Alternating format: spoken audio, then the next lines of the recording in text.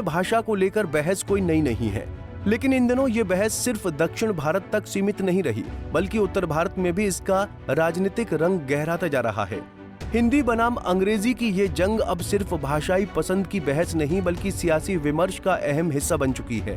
ताजा विवाद की शुरुआत हुई गृह मंत्री अमित शाह के एक बयान से, जिसमें उन्होंने हिंदी भाषा को बढ़ावा देने की वकालत करते हुए अंग्रेजी बोलने वालों पर तीखा कटाक्ष किया। दिल्ली में आयोजित एक कार्यक्रम के दौरान उन्होंने कहा कि भविष्य में अंग्रेजी बोलने वालों को शर्म आएगी। अमित शाह ने अपनी बात रखते हुए हिंदी और अन्य भारतीय भाषाओं को भारत की आत्मा बताया और कहा कि बिना इन भाषाओं के हम भारत को नहीं समझ सकते। शाह के इस बयान से देश में भाषा को लेकर विवाद छिड़ गया है। विपक्ष ने अमित शाह के बयान पर क्या कहा, आखिर पूरा मामला क्या है, चलिए समझते हैं। दरअसल अमित शाह का ये बयान आते ही विपक्ष ने इसे मुद्दा बना लिया। कांग्रेस नेता और लोकसभा में नेता विपक्ष राहुल गांधी ने इसका जवाब सोशल मीडिया पर दिया और अंग्रेजी भाषा की महत्ता पर जोर दिया। राहुल गांधी ने लिखा कि अंग्रेजी कोई बांध नहीं बल्कि पुल है, ये कोई शर्म की बात नहीं बल्कि शक्ति का प्रतीक है। राहुल गांधी का तर्क था कि अंग्रेजी कोई जंजीर नहीं बल्कि जंजीरें तोड़ने का औजार है। उन्होंने ये भी आरोप लगाया कि बीजेपी और आरएसएस नहीं चाहते कि गरीब बच्चे अंग्रेजी सीखें, क्योंकि वो नहीं चाहते कि आम लोग सवाल पूछ सकें या बराबरी की बात कर सकें। राहुल गांधी ने यह भी कहा कि आज की दुनिया में अंग्रेजी उतनी ही जरूरी है जितनी किसी की मातृभाषा।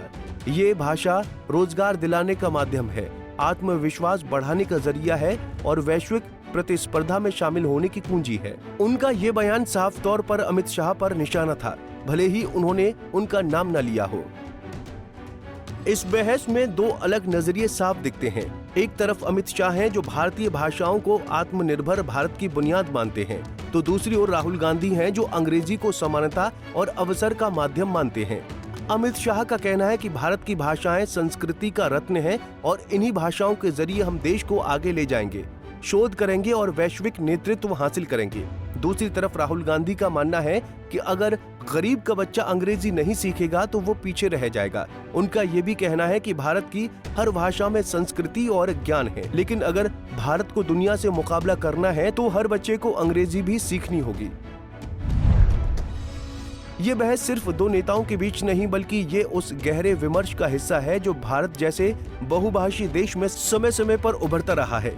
एक तरफ भाषाई गर्व और सांस्कृतिक अस्मिता की बात होती है तो दूसरी ओर वैश्विक अवसरों और प्रतिस्पर्धाओं में शामिल होने की जरूरत पर बल दिया जाता है। इस बहस का एक सामाजिक पक्ष भी है। आज भी भारत में शिक्षा और नौकरियों में अंग्रेजी का बोलबाला है। अच्छी अंग्रेजी बोलने वाला बच्चा खुद को आगे समझता है, जबकि जो सिर्फ स्थानीय भाषा जानता है वो कई बार पिछड़ा हुआ महसूस करता है।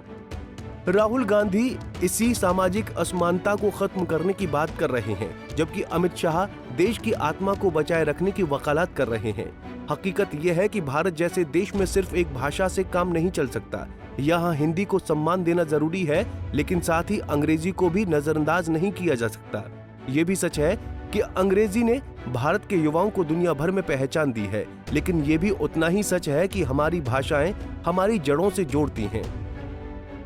ऐसे में सवाल ये नहीं है कि हिंदी बेहतर है या अंग्रेजी, सवाल ये है कि क्या भारत एक ऐसा रास्ता निकाल सकता है जिसमें हर भाषा को उसका हक मिले और हर बच्चा चाहे वो किसी भी वर्ग या क्षेत्र से हो, उसे बराबरी का मौका मिले। राजनीति को भाषा से परे जाकर इस दिशा में सोचना होगा। फिलहाल हिंदी बनाम अंग्रेजी की ये सियासी जंग और कितनी लंबी होने वाली है, क्योंकि ये सिर्फ शब्दों की नहीं बल्कि विचारों की लड़ाई बन चुकी है। अब देखना ये होगा कि आने वाले समय में ये बहस किस दिशा में जाती है और इसका असर भारत की भाषा नीति और शिक्षा व्यवस्था पर कितना पड़ता है, ये तो आने वाला वक्त बताएगा। Bureau report, Punjab Kesari TV. हमसे जुड़े रहने के लिए हमारे YouTube चैनल को सब्सक्राइब करें और नई वीडियो की नोटिफिकेशन के लिए बेल आइकॉन को दबाएं।